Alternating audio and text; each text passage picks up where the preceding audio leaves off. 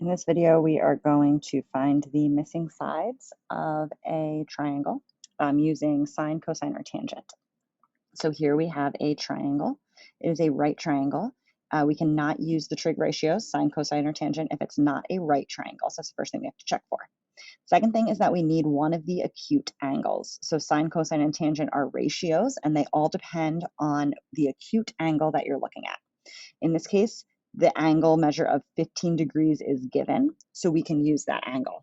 If we would like, we could find the missing angle, which would be 90 minus 15, and give us 75 degrees. You could use either angle. There's no right answer. What you need to do, though, is decide which angle you're going to use. So here we're going to use the reference angle of 15 degrees. Then when I'm saying the side opposite to the angle, I mean the side opposite of 15 degrees. When I say the adjacent, I mean adjacent to 15 degrees. Next thing that's good to do is label your sides. So here what we are looking for is the hypotenuse. I always label the hypotenuse first because that does not depend on the angle. The hypotenuse is the same for every triangle. Now, what we are given is this side over here. And what we want to know is this side the opposite or the adjacent. And we can't just, it's not always the opposite or the adjacent in a triangle. It depends on the angle. So because this side here is across, is not touching the 15-degree angle, this side 6 is opposite to the 15-degree angle. Okay, that would not be the case if I had used the 75-degree angle. But since I decided to use the 15-degree angle, I'm going to say that this side here, 6, is opposite to the angle, which measures 15 degrees.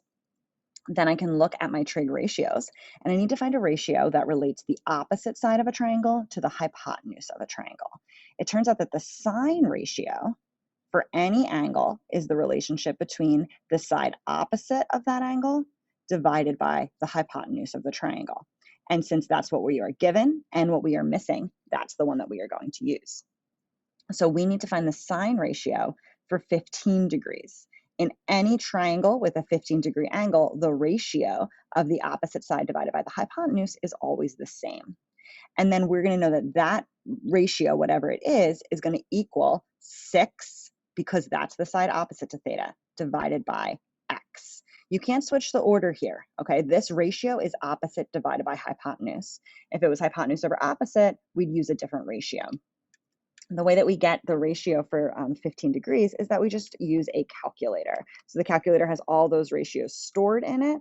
And when we head to the calculator, we just type in sine of 15 degrees, and we get an approximation. If you're not using one of the special right triangles, your answer is always going to be an approximation, 0.2588. I went out 4 decimal places here. I like to be precise and round all the way at the end to the exact, or to a hundredths place. So this is going to be approximately equal to 6 over x. So far from this step to this step, I haven't changed anything. All I've done is replace the sine of 15 degrees with the value that it's equal to. From here, I'm just solving a proportion. So this is a ratio. I'm going to put it over 1 so that I can cross multiply. So I have a numerator denominator here and a numerator and denominator here. So I can multiply 0.2588 times x, and that will be approximately 6 times 1, which is 6. I ran out of space, but we know that that would be 6. So now since I have a number multiplied by x equal to another number, I'm going to divide both sides by the coefficient here. So because this is multiplication, the inverse is division. I'm going to just write it out again so I have a little more space. So again, I divide by the number that is multiplying the x. If you divided both sides by 6, that would be lovely, but you would not get x all by itself. You'd be left with some random number is equal to 1. So again, the reason that this works out is because now when I simplify the left-hand side, 0.2588 divided by 0.2588 is 1, and 1 times x is x. And then I can grab a calculator and do 6 divided by 0.2588. And I get an approximate value of 223.18. And that is x, which is my hypotenuse, so I have finished the problem.